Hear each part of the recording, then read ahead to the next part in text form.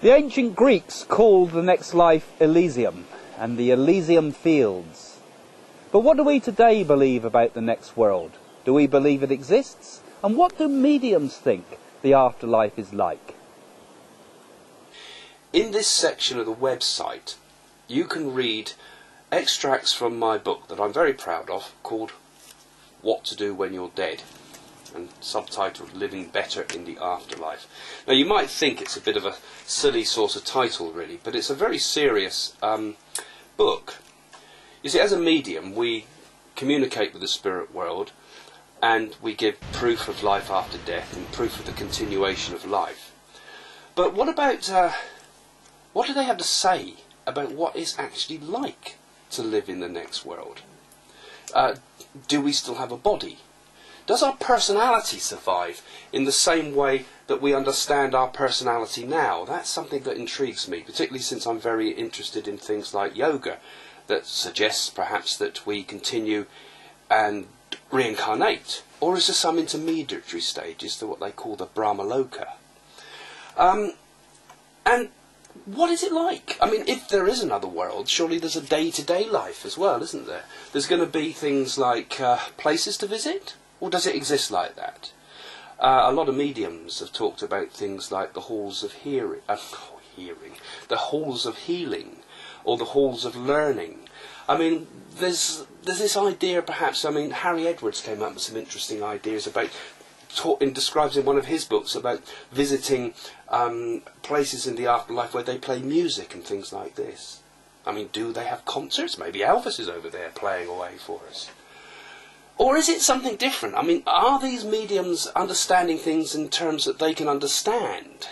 Or is it like something different? Do different people experience the afterlife in different ways? Somebody that's spent their life in meditation, for example, would they enter a more abstract, meditative state?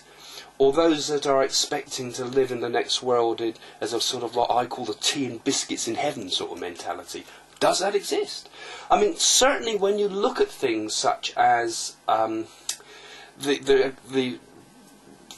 accounts of people that have had near-death experiences, or out-of-body experiences as well, they describe a world sometimes where they're met by someone they love and they're taken to a place that is full of, just like they know. You know, they meet their gran and they sit down and they do have the tea and biscuits with it. And, you know, so what is it like? Well, I've spent a lot of time on What to Do When You're Dead, working on the idea of, you know, finding out what other cultures say, what the mediums say, what the near-death experiences tell us. I mean, is there a judgment day? Some people, like the Jewish cultures and the Muslims, believe that we actually sleep in the grave until the day of judgment, when we wake up and actually physically come out of the ground. And that's had a strong influence on Christianity, of course, and some actually believe that.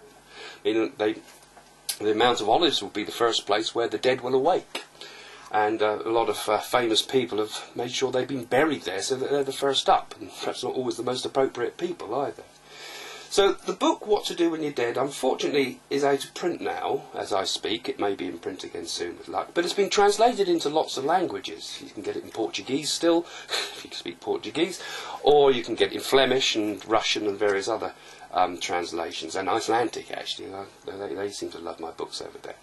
But no, there's plenty of extracts here on this site, and you can see links all over this page, which you're probably looking at now, that will give you lots of extracts on What to Do When You're Dead. A book that I've really enjoyed writing, and in many ways reflects most of my ideas about what I believe spiritualism should be about, and I've put it in very simple terms that most of you can understand, but some very deep implications in what's said in this work.